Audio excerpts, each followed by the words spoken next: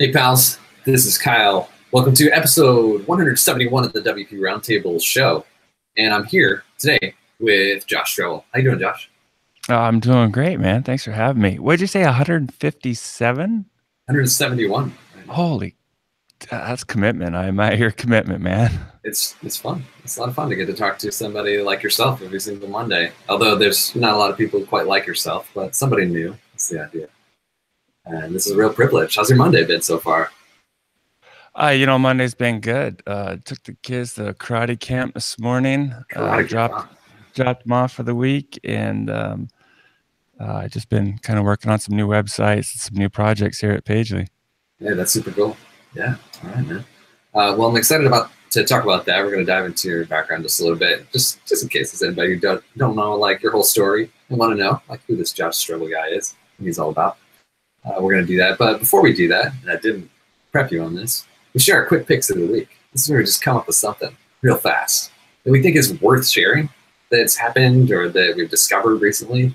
Could be a blog post, a plugin, a service, a good beer, anything like that is on the table. So the challenge to you, while I'm listing mine, is to come up with something that's compelling and worth sharing with our fine audience.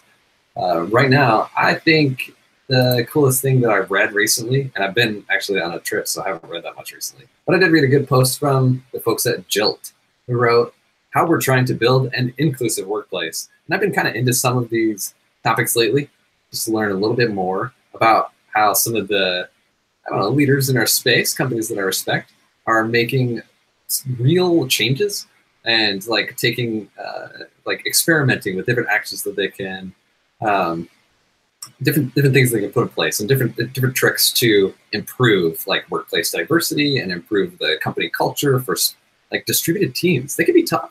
They can really be tough. And a lot of us are working for small, distributed, forward-thinking young companies. But there are real challenges when it comes to like a tech company, especially a remote tech company. And none of us have really perfectly solved it yet. So it's always fun to keep an eye on what people are doing to improve in these areas. And Jilt, they're doing some cool stuff. And they wrote a good post just about how they're improving workplace diversity and being more inclusive. A lot of good information and clever ideas there. What do you think, Josh? Do you got anything cool to share? Well, let me just say on your comment, workplace diversity is a tricky one. Our engineering team is 50% female, and we consider that a pretty great accomplishment. That's astounding. Wow. I'd love to know like how you accomplished that. Well, that's the thing is I think some people probably set this down as a mandate or some sort of mission or have a quota or they do specific recruiting efforts. Mm-hmm. We haven't got that far. We know we want diversity on our staff, and we've just happened to kind of get lucky attracting and hiring those people. I think part of me feels a little weird about saying we must have 64% of this and 23% of this and kind of check all these boxes. And I can understand on a large corporation, maybe that's necessary, but Sure. we're only about 40 people now. So it's just kind of happened by happenstance. We're quite happy with it. That's really cool. And you're right. It can be like an awkward thing to sort of artificially put together, but like it's important. So what do we do? Yeah. Some of us who like don't have the diversity that we want in a team are asking the question like, what do I need to do differently? Yeah, I think Aaron Jorbin, he spoke with me a little bit about this, and it really, I think, starts at the recruiting side, like getting the applicants in the pipeline, because I think everybody feels a little weird about during the interview process saying, well, that's a female, give them an extra point, or that's a underrepresented minority, give them an extra point. So that doesn't kind of feel right. But if your application pool is diverse, then you can just pick the best applicant from it and then hit any box that you need to hit. So I like the way Jordan put it, that rather than focusing late funnel, focus early funnel on increasing the diversification of your applications, and then just choose the best person from there. Right on. You have a quick pick to share with us before we jump into your background. Geez, I don't want to get too political, but I found it really interesting that the madhouse that is the Trump administration, nothing seems to stick to it except for these this last week, the separation of the kids at the border, the imagery that and the audio that finally came out of that, it seemed to kind of stick finally. So it's like he had to reverse course, and even, you know, his own quote side was like, God, you can't be doing this. And there's such outrage. Yeah. But it's like, it seems like people are always outraged about whatever something he's doing. But this time, I don't know if it was just the change in the context or the subject matter, but something finally stuck and made the guy backpedal a little bit. So I guess that's hope. Something, yeah. Wow, yeah, you're right. You're right. It's it didn't seem to be like following the trend that we've seen so far. Well, I learned, you know, it seems like 20 years ago in college, Marshall McLuhan, he said that the medium is the message. So it's, you know, the form of delivery, the medium, and in this case, it was, you know, imagery conveyed more of a message than any amount of punditry or blog posts or outraged tweets. Just the imagery was enough to convey that message that this is going above and beyond what America's comfortable with, and we need to back up here and reevaluate. Oh yeah, absolutely. That's, I mean, that's worked so much throughout our history. I mean, think of the civil rights movement just being completely driven by what was caught on camera. You know, just awakening the whole complacent nation to what was going on. Something needs to be done. Yeah, whatever works. All right. Well, let's dive into your background, Josh, a little bit. I want to understand, you know, it's quick or as long as you'd like to take, but the story that got you here. And my favorite place to start is the point where a young Josh Strebel said, like, I want to do something with my life. I think I have an idea. I think I know the path I want to walk down and the direction I want to go. And here's how I'm going to get started with that. So, like, take us to that moment when you had a little ambition, a little drive, and a vision. I have to give all the credit to my wife, actually. When she met me, I was 21, maybe going on 22 in college. And I was on my second sophomore year, right? And I was working construction, drinking my paychecks at the bar every night, you know, just having fun in college. I think I had like a 2.2 GPA or something. It was terrible. And you know, the fact that I was even in college was kind of like, just I fell into it. I didn't have a plan. Oh, I'm going to go to college and do X, Y, Z. What were you studying? Communication. Okay. Yeah. Visual communication was what I ended up getting my degree in. But which we were just talking about, visual communication. Exactly. Yeah. And I really didn't know what I wanted to do afterwards. I thought I was be a web designer, you know, But, you know, I met this woman, Sally, if you guys haven't had a chance to meet her, that was just, she really challenged me to be something beyond what I was. And, you know, I kind of kid her that she made me level up, right? So if I was going to earn this lady's affection and make this person a part of my life, I needed to be worthy of her. And, you know, it sounds really romantic, but it was a big kick in the pants. You know, I was just like, oh, shit, maybe I should, you know, focus. Maybe I should study. Maybe I shouldn't just rack up student loans until the cows come home.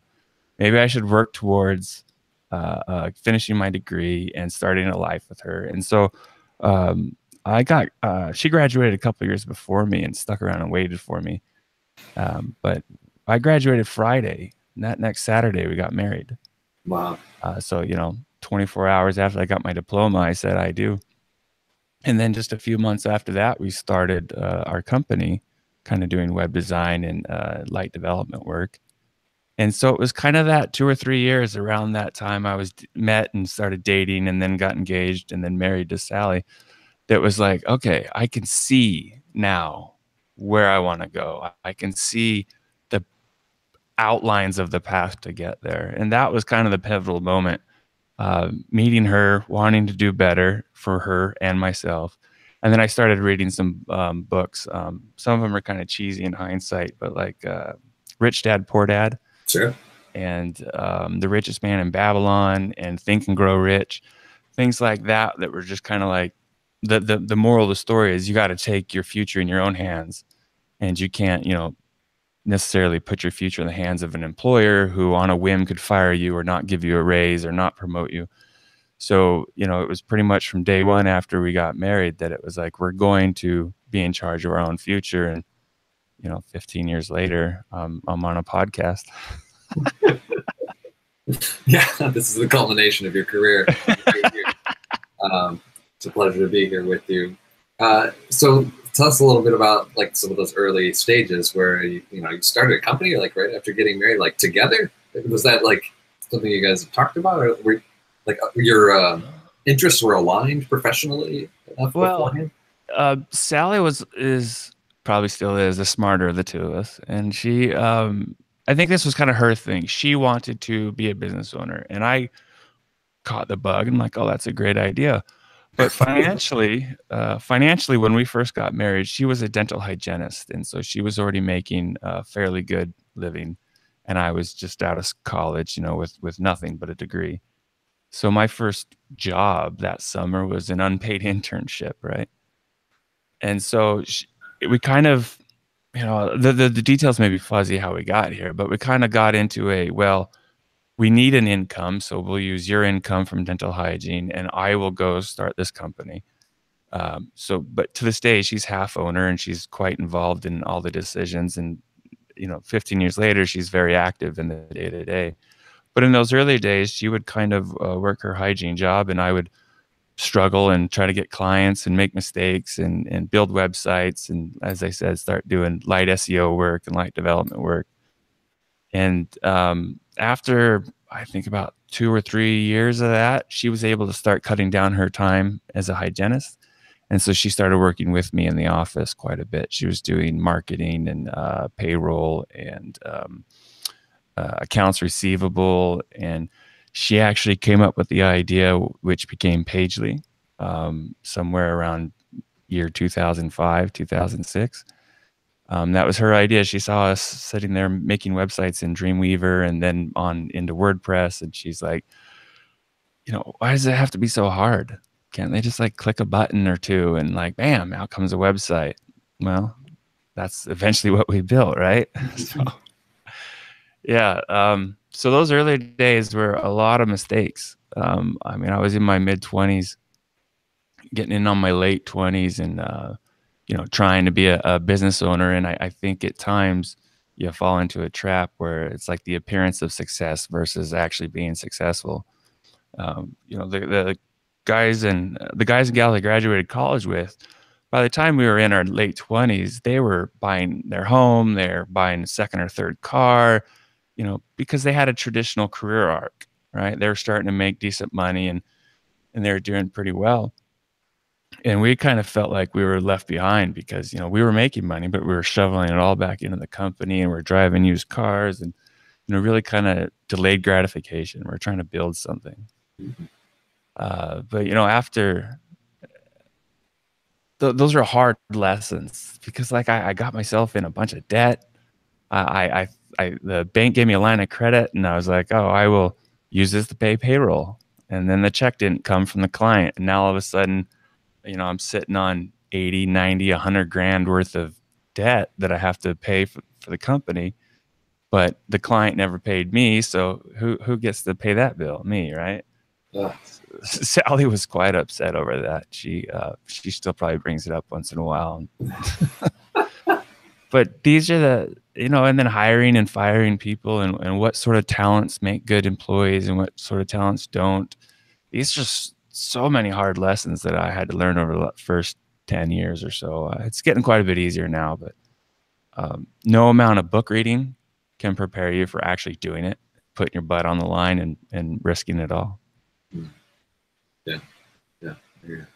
Now you've been like doing the Pagelys thing for a long time now, like longer than it sounds like you were running a business before Pagelys at this point. Yeah. Managed WordPress is about 10 years old. In late 2006 is when we launched a prototype, which we called Flare 9 at the time, which essentially on the homepage, you hit sign up, and then you had like a theme chooser, and you chose one of our prepackaged themes, put in some information and a credit card, and we did some work on the back end, and drops you into your WordPress dashboard with your theme pre-selected and your hosting all spun up. And we did, we had email service at the time, and even I think domain registration. We're kind of trying to do a little bit of everything. That worked pretty good. We got 30, 40, maybe 45 paying customers on that in 2007. But it really didn't go much further past that. We didn't know how to market it. We really didn't know what it was per se. And then by 2008, you know, with the economy had just taken a dump. You know, everybody's house was underwater, and the web design side of the business has really started drying up. And I was down. It was just me doing contract work. You know, I was doing $15,000 projects here, $20,000 projects here, and that was kind of keeping my bills afloat and keeping us going.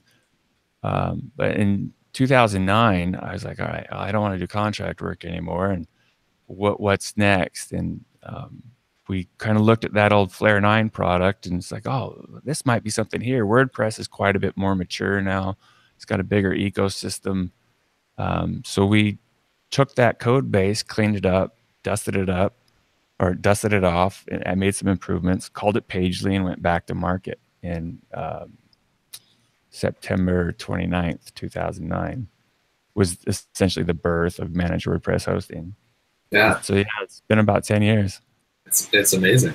Like it's so different than like the story of managed WordPress hosting is now like an industry of its own. It's humongous, and yeah. But everybody else is like jumping on the bandwagon because now it's a proven market. Yeah, it's multi-billions of dollars, many billions, and I'm still waiting for a royalty check. I'll never get it. But yeah, you know, you saw it happen. We kind of put our toe out there, started talking about it. You know, 12 months later, a major competitor came with some funding, did some really great marketing, helped educate the market. Then another competitor, then GoDaddy comes in, then Media Temple or DreamHost or Bluehost. You know, everybody and their stinking mother has something they call managed WordPress hosting now. And yeah, there's billions of dollars being made. Yeah. But you guys were there, making it happen from the start. That's like the coolest thing ever, like pioneering this concept, which was like has been validated. Well, it's good and it's not. If I had to do it again, I don't know if I would have been the first or the innovator. They call it a fast follow, right? So the first guy out the gate, he's making all the mistakes. He's stumbling. He's trying to educate the market. The fast follow, the guy that starts second, you know, he's already kind of seen where the mistakes are being made, see where the improvements can be made. And so they can come to market sooner, quicker, and with more of a bang. And then they can easily point to the first guy and say, we're better than him. See, when we came out, only thing we could rail against was GoDaddy. Like, doesn't GoDaddy shared hosting suck? Why don't you try something else? You know, why don't you try managed WordPress or something? Well, the second person to come out doesn't make the same mistakes we make. They make their own, but they get to say, oh yeah, we're better than Pagelys now. And so it's like for 10 years, we've had a target on our back. You know, maybe not so much for the last few, but it's definitely in the early days, everybody was better than us, you know? Right. It kind of sucked because it was like, a thank you'd be nice before you stab me. I mean, you know? But business is business, I guess. There's no doubt. That's a difficult position to be in.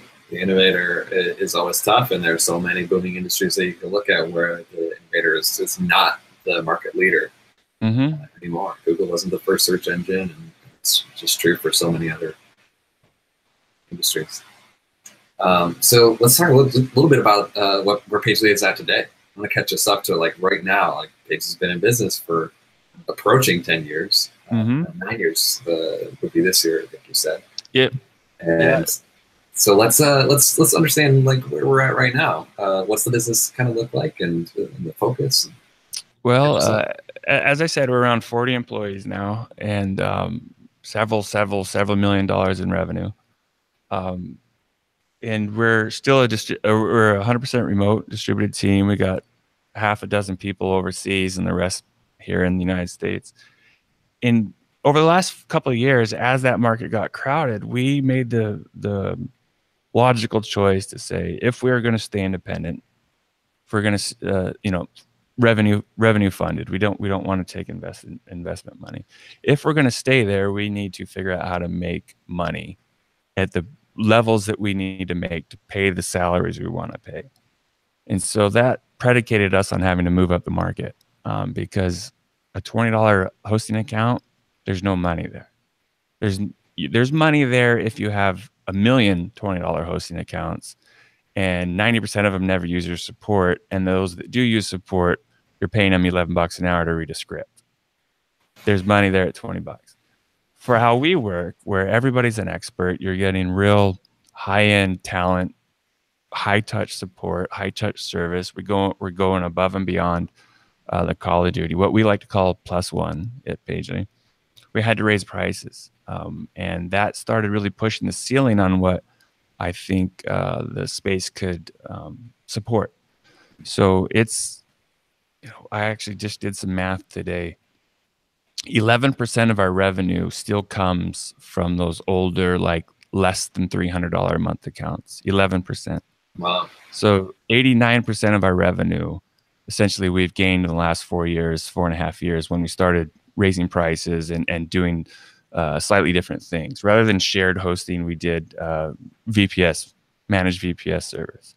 And we have, small, medium, and large. We have 1 server, 2 server, 5 servers.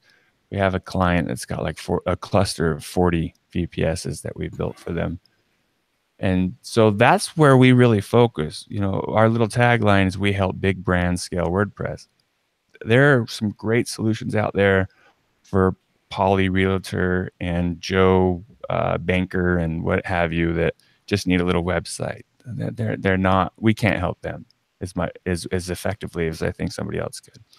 But there's a lot of customers out there, the Disneys of the world and the Comcasts and the Nginx and the UNICEF charities, that they need a certain caliber of hosting solutions and support and assurances that it's going to work and be fast and stable and all these things.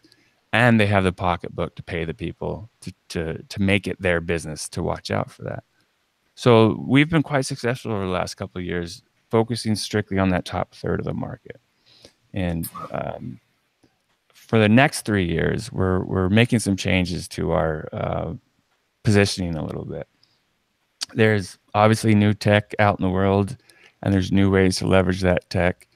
And there's new ways for Pagelys to approach market segments that maybe we couldn't effectively serve prior, that maybe we can readdress today. So these next several years, we're pretty excited about. It's like we're going to start all over again.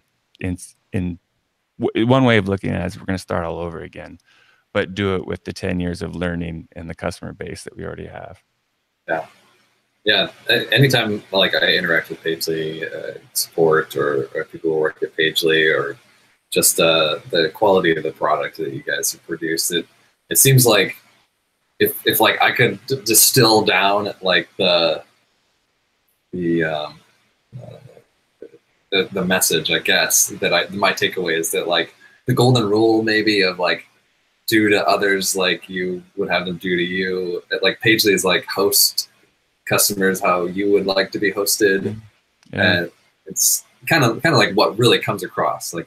You're generally providing the product that you think would be best, and that you wish a vendor would provide you. Yeah, it's our core philosophy, the golden rule, for sure. Life is way too short to just do it in the pursuit of money.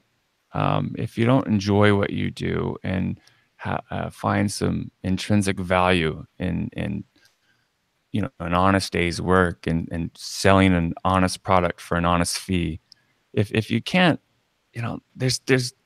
we just want to do that. It just really makes us as founders feel well, and it really engages our team because they don't feel exploited. They feel like they're paid handsomely and they're given the freedom to serve the client, because really underlying guidance to everything we do at Pagelys is business is personal. You're working with people. At the end of the day, you're working with people. And, there's already enough shit in the world. We don't need to add to it. So maybe we can try being decent and expect our customers to be decent and get along and have a good time. You've written and spoken publicly about market timing being like a factor in the success of your business. And I wonder just how many times over the course of like running this business, like from starting it when the market was much smaller and growing it when there were signs of volatility and making big changes, like really bold changes with your business model and pricing. And even now when the industry is like totally different and it's unclear where things are going, how many times have you been like, this is crazy, it's not going to work, things are going to dry up, and I am not sure that we're riding the right wave? There's definitely been moments of reflection where we can't, I look forward and I say, we can't sustain as we are today. That was 4 years ago when I saw all the competition coming in the space, and I'm like, a $99 hosting plan. We can't sustain a business that we want to sustain or that we want to have at this price point. So then, make some change and go forward. But timing that's the biggest ingredient. What did Mark Cuban say the other day? He's like, sometimes life is just random. Like it's 50% random, right? Yeah. So you can work your ass off, you can prepare, you can plan, you can do everything you think you need to do, dot every I, cross every T, and come up with every contingency. And you're only 50% of the way there. The other 50% is just random shit, random luck. And so, with Flare 9, we were 3 years too early. But with Pagelys, perfect market timing, right? When I think anybody starts a company or anybody has a new idea, the biggest component is that luck factor and that market timing factor. The guys at Woo Themes, what was that? They're about 10 years ago. Oh, they were just in the right place at the right time with a good product, and boom, they blew up a theme company, right? Right. I don't know why anybody would start a theme company today. Yeah, that'd be the exact opposite of what I would do. Yeah. Yeah, it's true. Times have changed quite a lot. Mm-hmm. I wonder, like, is there anything that makes you wonder, like, about our space right now? I mean, it's grown to a place where I don't think anybody predicted that it would quite turn out like this or to this scale. Like, especially in WordPress. Like when you started doing this, the playing field was a little more level. There were a lot of options, and now there's just this behemoth called WordPress, mm-hmm. and it's a big industry. Is there anything like you look around and you say, oh, maybe there's concerns about like doubling down on this, focusing on just the WordPress thing, and like a little uneasy about this factor? Anything? Well, I think it's market maturation, right? So I still believe there is plenty of gains to be had in the WordPress economy.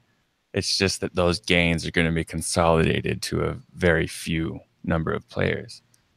If you got established 6 years ago, 7 years ago, and you're still in business today, making $4, $5, $6 million, you're going to be okay. There's enough that you can still get. If you started 3 years ago and you haven't made it to $1 million in your plugin business or your hosting business, I'm sorry, you're going to be eating scraps, right? Yeah. Because between Automatic and GoDaddies and the Blue Hosts and the WP engines and the WooCommerces and the I don't know what's the Gravity forums and the Formidable forums and the WP forums. Anybody who gets a form on their website is going to get it from one of those 3 or 4 places. They're not going to get the random 8th guy form plugin. if you're going to do e-commerce on WordPress, you're going to do EDD or WooCommerce. You're not going to get it from the random startup who's got this great new e-commerce plugin. And if you're going to, if you need hosting for WordPress, it's pretty delineated at what price point, what provider gives you what. And so the guy who's like, oh, I got this great idea for a new managed WordPress angle. Good luck, dude. I mean,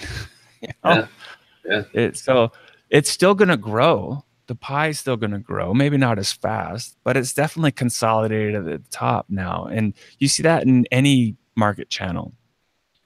There was a time there was 1,000 search engines. Now there's like 2.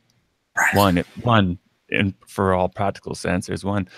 There was 50 of the what are those things where you subscribe and they send you food and ingredients and you make it, like Blue Apron type things. Right. Yeah. There was 1,000 of those. Now there's maybe 8, depending on which niche you're in. Whether you're keto or vegan or whatever. But you get what I'm saying. Same thing with the clothing things. There was 1,000 of those, and now there's like 2 or 3 that manage to survive. So as markets mature and they expand, they consolidate and the gains rise to the top. So it's really hard for new people to break into it. But it's cyclical. Maybe in 5 years, the behemoths in WordPress have gotten lazy, and then it's ripe for disruption again, and a whole new wave of people could come in and just start breaking things and making new channels and markets. But we're definitely in a phase right now where I don't want to be a new entrant in the WordPress market. Sure. Yeah, that's really interesting. I mean, we could cite examples, I think, of other companies who, like, when they started, maybe they did a little late, and they were certainly questioned, like, are you another form plugin right now, really? Yeah. Or another this or that? And somehow managed to make it work. It does happen, but like you're right on that there are heavy challenges for anybody trying to like disrupt and innovate right now, in like a lot of the established channels. Yeah, there's competitive advantages too, like WP Forums with Syed and gosh, I can't remember his name. Jared? Yeah. So that's a crowded market. There was already 4 or 5 great form plugins, but Syed knew he's got a competitive advantage. And if you buy him a beer, he'll tell you about this network that he has with his other company and his other companies and the reach that his network has. So he could buy a product or start a product in a competitive space, but he has the advantage that he could get 6 million people to look at it tomorrow. Right. Joe Schmo, who has the best plugin in the world, does not have that competitive advantage. He can't get 5, 6, 7 million page views the next week on his new product. Syed can. So, he may have been late to the forum game, but he's still going to be successful because he's got some built-in advantage there. Right. Yeah, that's a powerful advantage. You're absolutely right. Looking across the Pagelys business, which is beautiful, well run, some of the best people, some of the best branding, some of the best content, marketing, like a lot of cool stuff going on. When you look at where could we, who don't know what's going on, see the Strebel touch?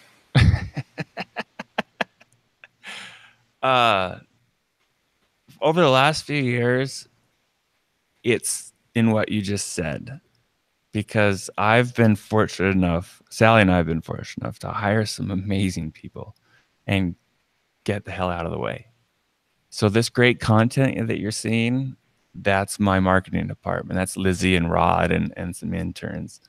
The new dashboard that's rolling out and all the features in there, that's our engineering team. That's Josh and Gordon and Mara and Anna and Matt Clower.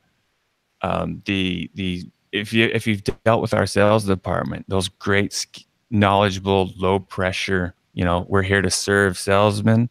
It's not me anymore. That's Sean, Matt, and Chad. So if any positive thing comes out of Pagelys the last several years, it's not me. I may have had a hand in directing it and kicking off the initiative, but it's these great, amazing people that are getting it done.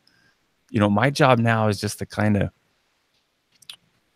define the mission, set the course, and stay out of the way and let people do what they do. And it really comes down to the philosophy on how we run the company, that there's a reason why we hired these people. We don't want unthinking, uncaring robots reading a script or just going through the motions. We want skilled, capable, talented, critical thinking people, which we can then trust with the fortune of the company, right? So if we're hiring the people we want, why would we get in their way? Yeah. Just let them roll. So, you know, I culture, that's probably my biggest stamp on the company the last several years, is just reinforcing that culture bit over and over and over again. This is what we stand for. This is how we do things. And this is what I expect. That's perfect. I mean, there's really nobody else in the company like in a position to be responsible for that than yourself, and no one can do it better. That's perfect. And you've been vocal about company culture before, and your stance in just empowering everybody from top to bottom.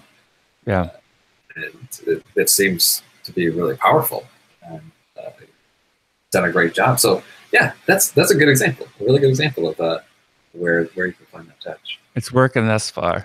Yeah. I like that. Because, you know, a lot of software companies, a lot of tech companies do find that quite challenging. And you know, I've seen it with the small companies that I've been involved in, just how every new hire impacts the culture in like a significant way. Like you don't even notice it, but like just one more person added to a team of 10, and suddenly the tone can change in your conversations, and you add another, and even more so, like with small teams, especially like distributed teams like this, where our conversation, like our communication, is a little, you know, it's not constant, and what we're all choosing to like share with each other in our water cooler channels, and how frequently we're feeling comfortable chiming in decision-making discussions.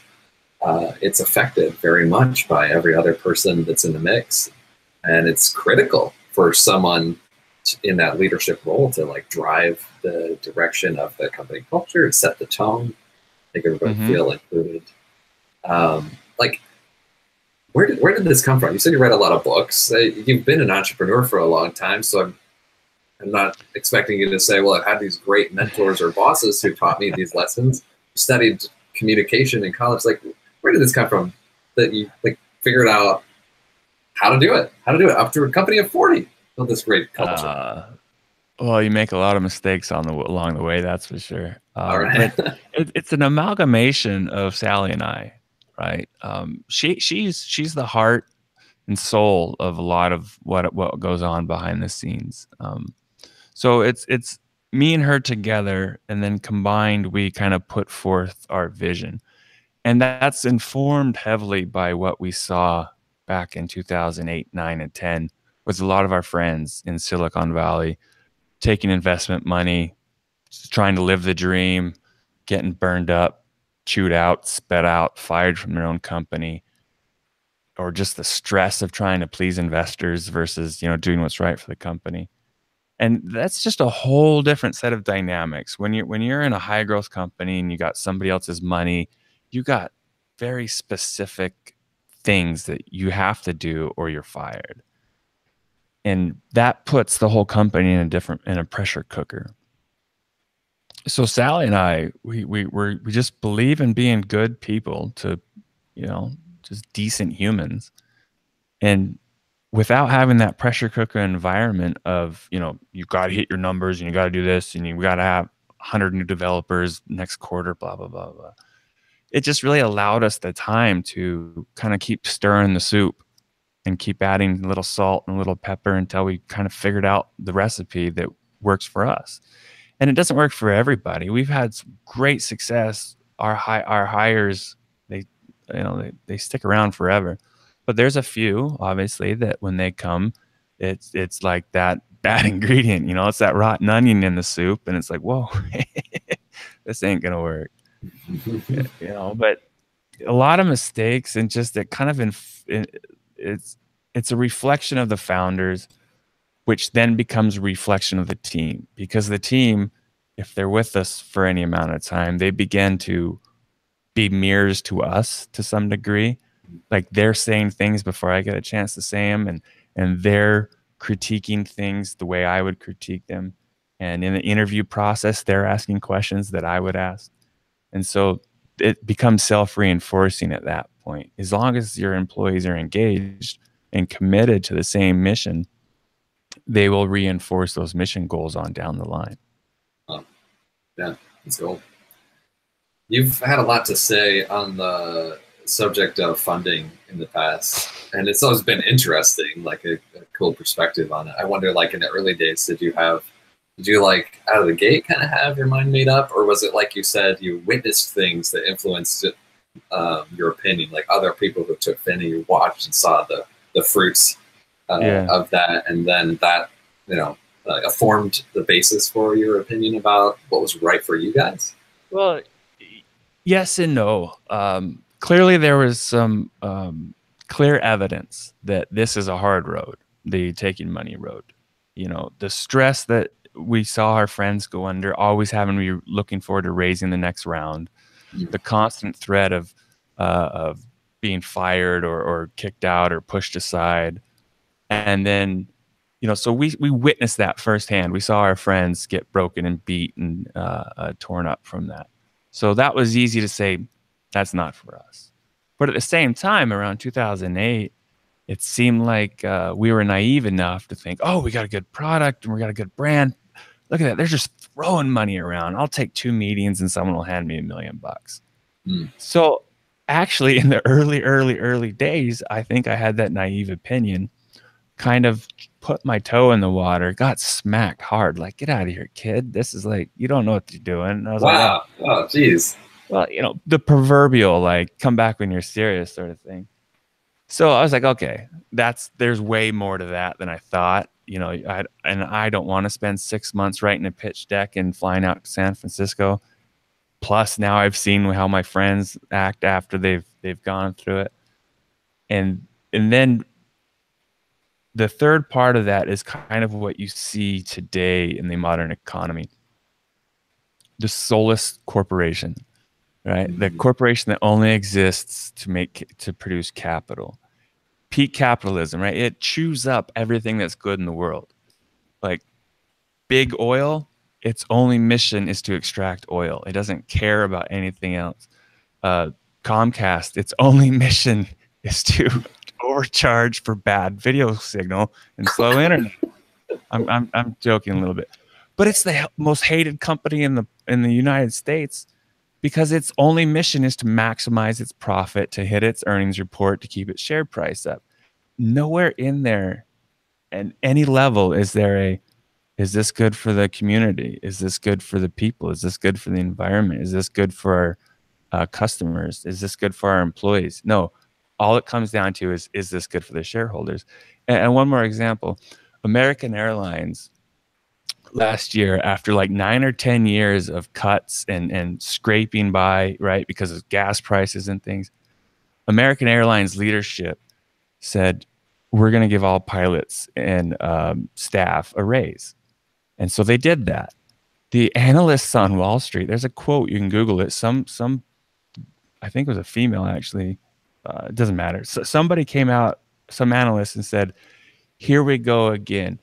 American Airlines paying labor and shortchanging Wall Street. We're furious, right? And so their stock price plummeted because they did the right thing by taking care of their employees who had stuck with them for 9, 10 years during the lean times, and said, okay, we'll take less pay to try to make sure the company doesn't go bankrupt. American Airlines gets out of the slump, tries to take care of them, and Wall Street slams them. Right? So this whole, anyways, don't get me started. So those 3 things, right? The naivety that I thought I could raise money and then quickly finding out I couldn't, seeing what my friends had gone through that had raised money, and the trials and tribulations of that, and then not wanting to be that soulless corporation that only exists to make money. Those three things all lead me to this place where no, our customer pays us, our customer pays our mortgage, our customer puts our kids through school, our customer puts dinner on our plate, gas in our car. We should only care about the customers and the employees that serve those customers. We shouldn't care about anybody else. Yeah, well, absolutely right. And like, for what it's worth, this is definitely not like a silly topic to go over, because anybody in our space who is making 7 or more figures has had acquisition offers or has had those conversations started, like guaranteed, like all of us have.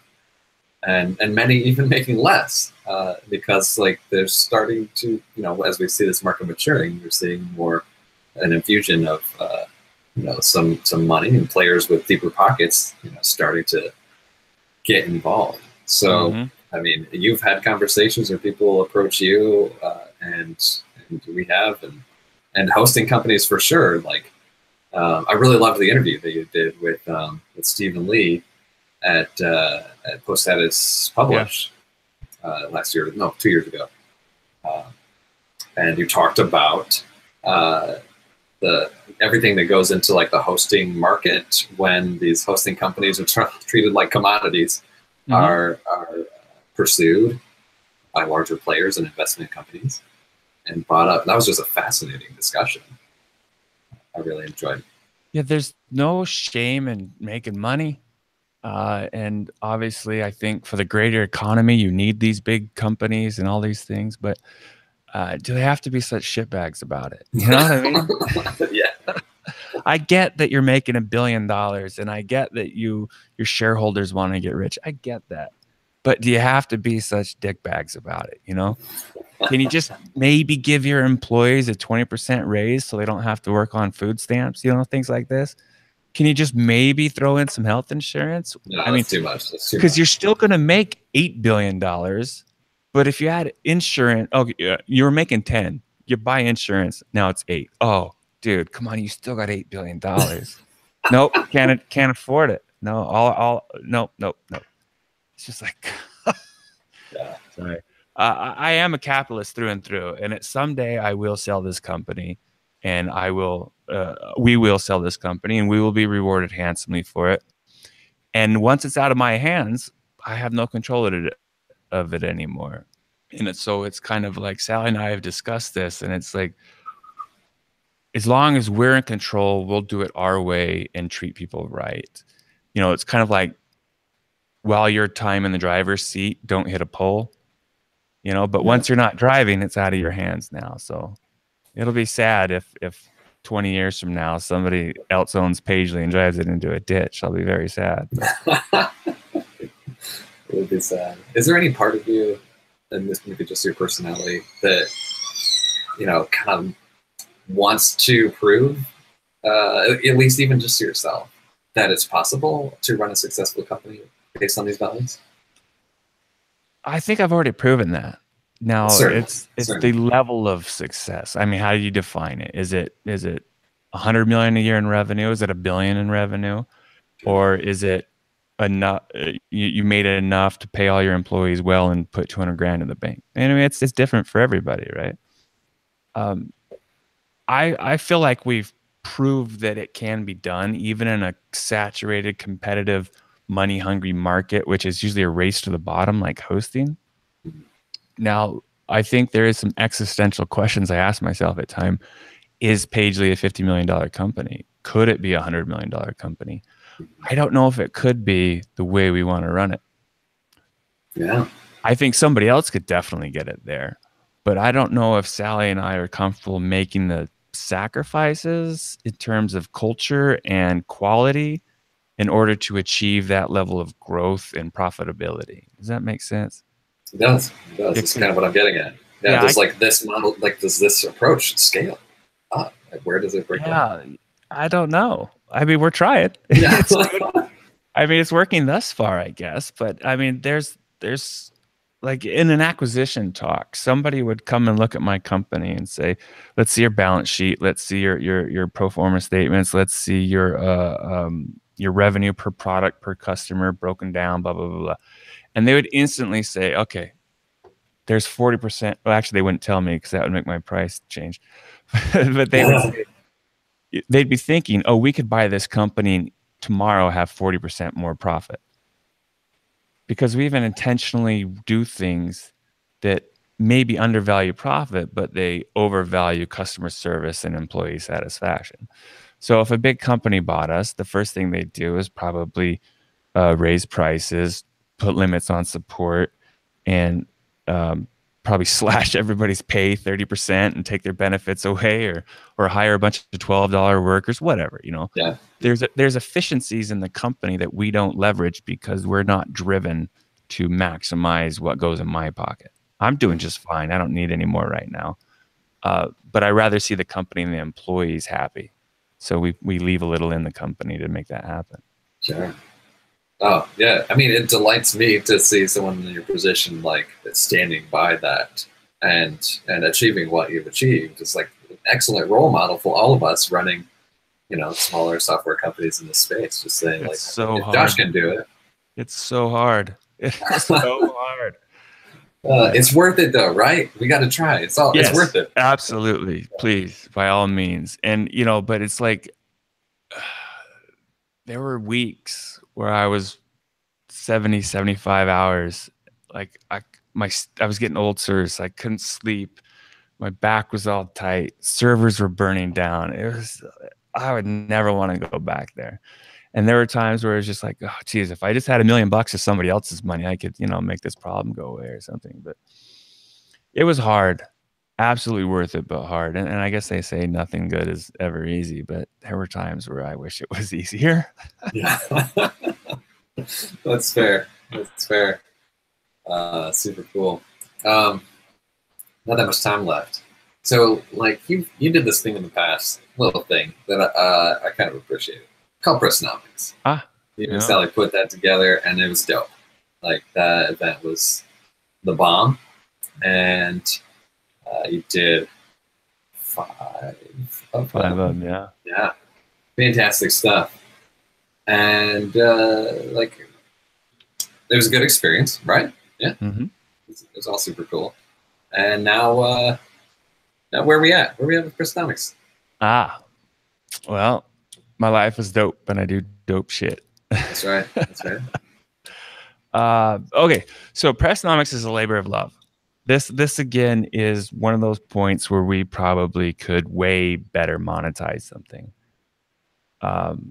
It costs us money, it costs us time, it costs us headache, and we enjoy doing it. It was our kind of like gift back to the community.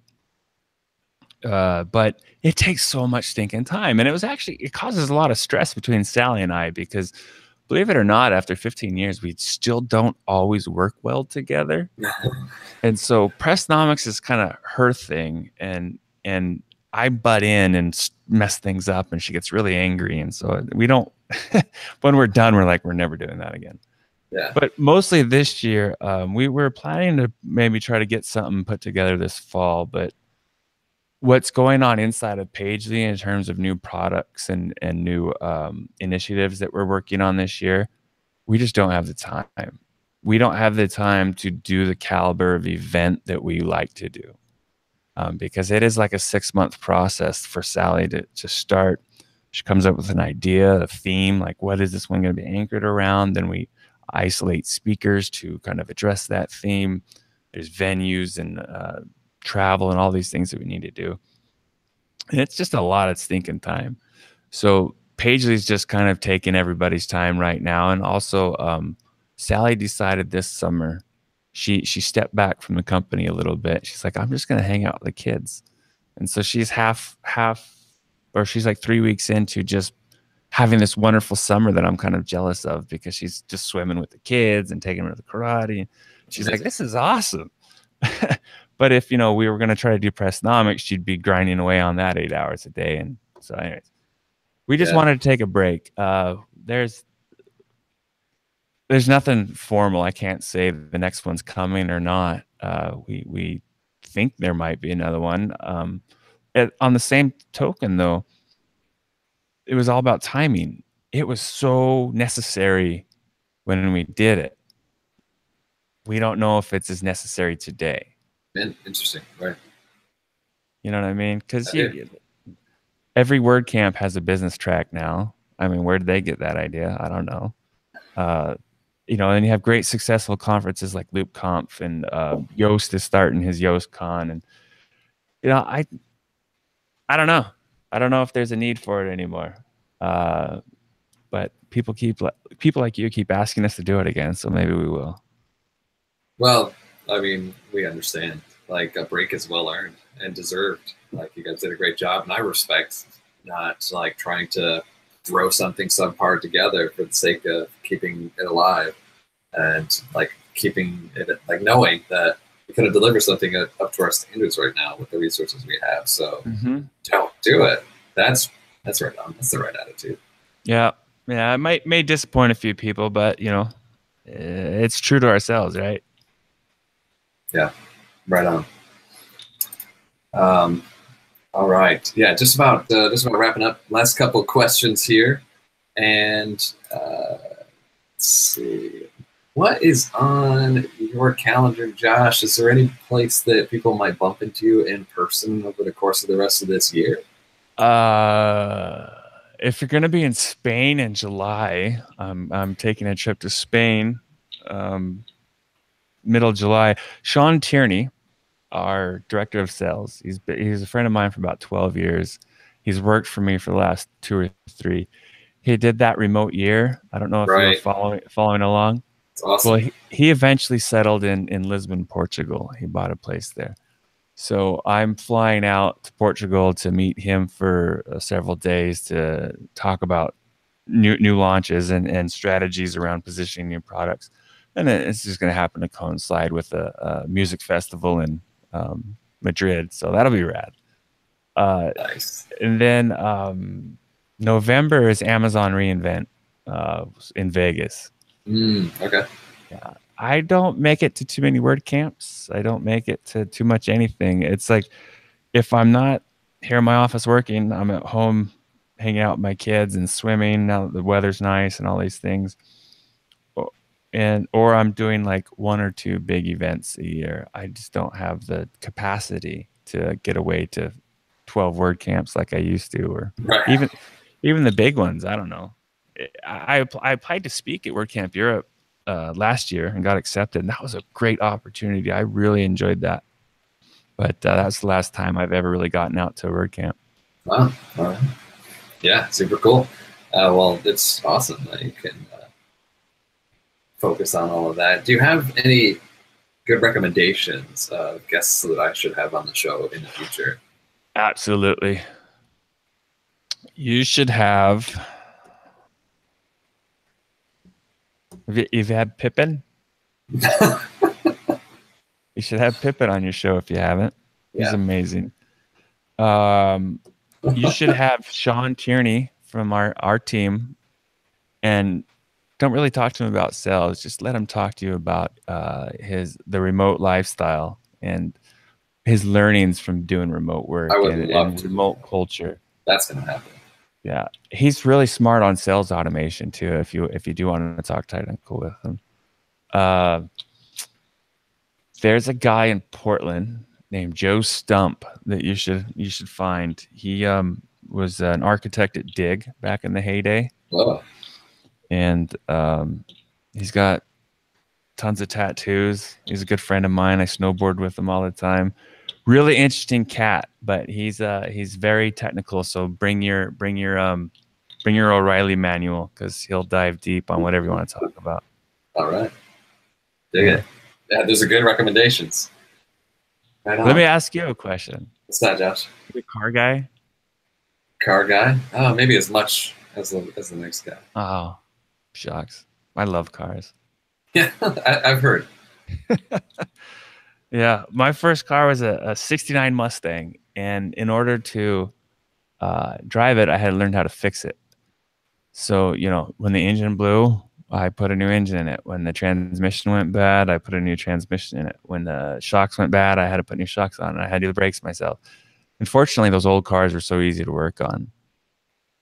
And I was thinking about this the other day. In some weird way, I think that prepared me for being an entrepreneur, because having a necessity like an income or a car, right? You have to have a car to get around, and you have to have an income to survive. Well, if you don't have the money to fix your car, you better learn a trade. You better learn the skill. You better figure out how to get it done, right? So you go buy a manual. They used to be Chilton's manuals, and you go buy a $50 tool set from Sears back in the day. And between the manual and the tool set and an old car like that, I could fix anything. There was nothing I couldn't do with it. Well, so when it came time to start a business, it was like, well, no one's going to do it for me. If I need an income, I better figure out how to go make an income. And so with a manual, aka Google, and some tools, aka laptop, my fingers and my brain, I was able to make income and build a company out of it. But it was like, I always laugh. It sounds so basic, but when somebody's like, I don't know how my car works. Dude, you drive this thing every day. How do you not know the basic workflow of an automobile, right? No, I don't know, dude. I just put gas in it. Whatever. I take it to the shop. It's like, come on. There's no excuse. But I mean, my car now, yeah, if something went on with the engine, it's so complex. I just have to take it in. But I still do my own suspension work and brakes and goof around and put the exhaust in it last week and just all sorts of random things. But anyways, weird analogy there, that if you can get a manual and a set of tools, you can pretty much do anything, including build a company. Yeah.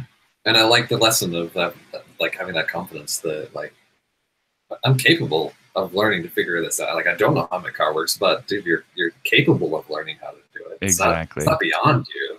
Information's there. And when you're starting your business, just trusting in your own abilities to figure this out. You know, you're not going to drown. You know, you'll figure this out. Oh, you might go bankrupt. Well, all right, fair. Yeah, but it won't happen to you. No, you're different. You're special. Yeah. You're gonna beat the odds. That's right. It's been fun, man. I want to be respectful of your time. Let you get on with your work day. You still probably got a couple hours of work left in the day. Yeah. I'm done. I'm going to just mow the lawn and wrap things up here. So thank you for joining me on this show. It's been a fun discussion.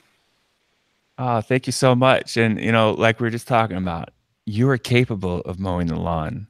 You two are then capable of being a successful entrepreneur. Oh, it's so exciting. Yeah. Thanks a lot, Josh. Hey, thank you.